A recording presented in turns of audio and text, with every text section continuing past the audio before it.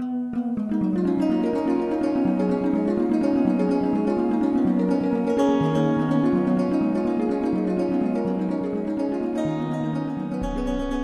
is Piero Bonamico, Creative Director of the Choral Excellence Series. We have been producing and distributing books and videos that entertain, educate, and inspire since the spring of 1999, and we are very excited about our new podcast series and other online offerings. For more information about our videos, or to subscribe to the podcast, please visit us at choralexcellence.com.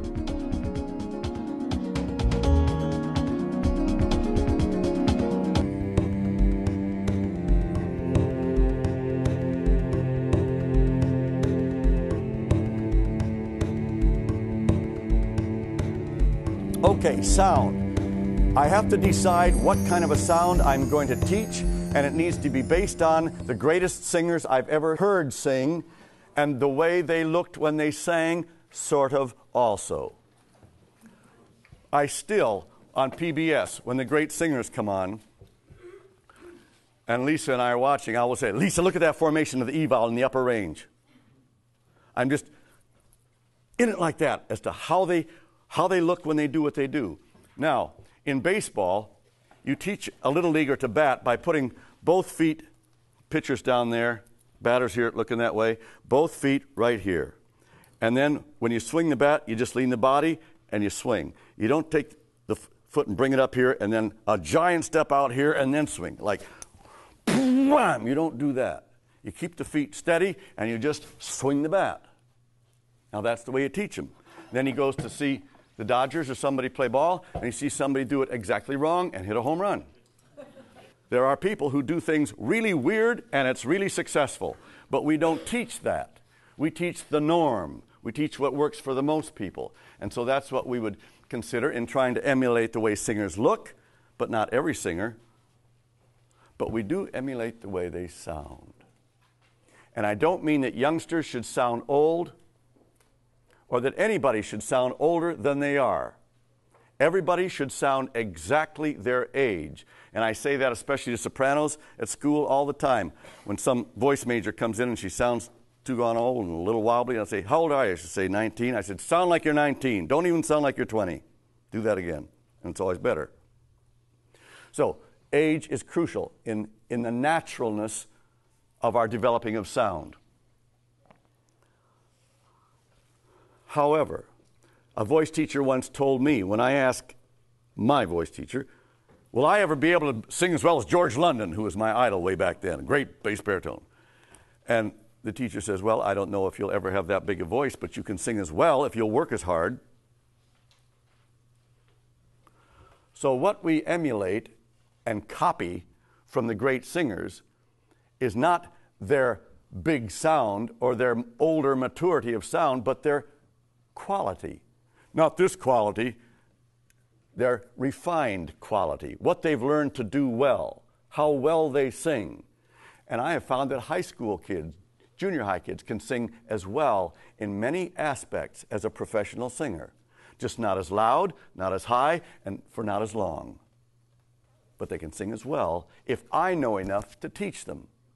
That says my choir should sound like a professional choir, just not as old as a professional choir. But they should sing as well as a professional choir if I have enough rehearsal time and if I know how to teach them what to do. I can't do that if I don't know what greatness is. And I can't do it if I don't know how to teach that greatness. And I can't do it if I don't know how to inspire them to want what I'm teaching.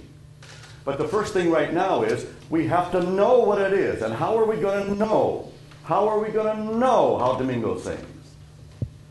All we can do is listen and listen and listen and listen and listen and listen and listen and listen and listen to our favorite singers that we think are appropriate role models for whomever we're working, with whomever we're working.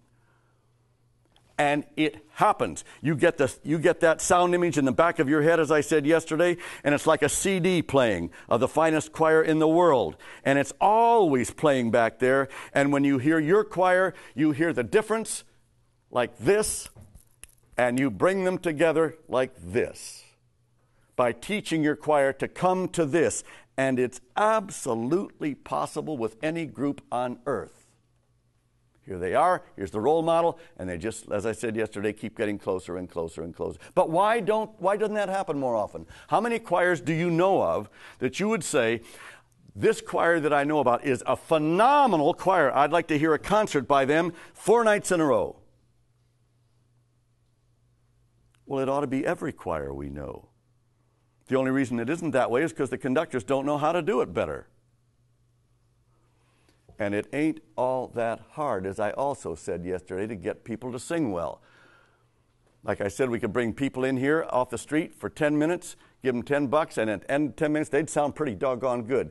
Give the same people a violin for 10 minutes, wouldn't work. Nothing would work. But singing, yes. So we must accept that responsibility that it isn't all that hard, and we have to do it. They're capable. Every choir is capable. There is no choir incapable of sounding good. Even 11 people, all over 70. That's right. Those 11 people can be taught to really sound good. Not as good as they would have at 40, but really good.